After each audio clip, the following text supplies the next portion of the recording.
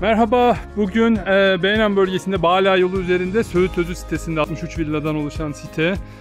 Çok özel bir mülkteyiz. Öncelikle mülkümüzün girişine bakalım. Burası hafif bir eğimle yaklaşık 5 araca kadar araç alabilecek kapasitede.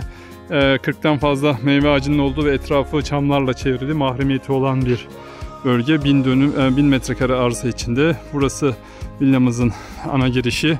Burada gene mangal artı parti için bir alan mevcut. Yani arka tarafı da geniş.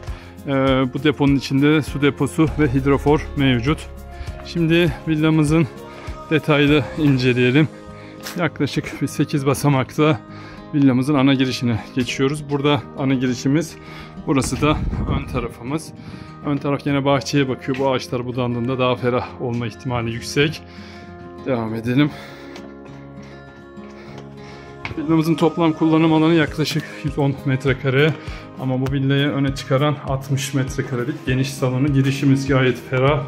Sağda bir misafir odası mevcut ve villamızın 60 metrekarelik şömineli ferah salonu, salon mutfakla beraber birleştirilmiş. Az önceki balkona buradan çıkış mevcut. Buradan aşağıdaki meyve ağaçlarının olduğu hafif eğimli bahçeyi görebiliyorsunuz. Devam ettiğimizde banyolar gerçekten çok iyi yapılmış. Birinci sınıf duşuyla, lavabosuyla gayet güzel. Burası da yatak odası olarak planlanmış.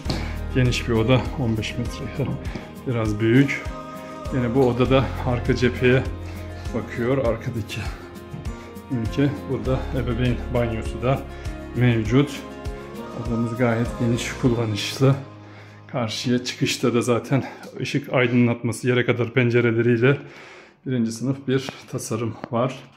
Detaylar için Kudüs Pro Gayrimenkul'ü arayabilirsiniz.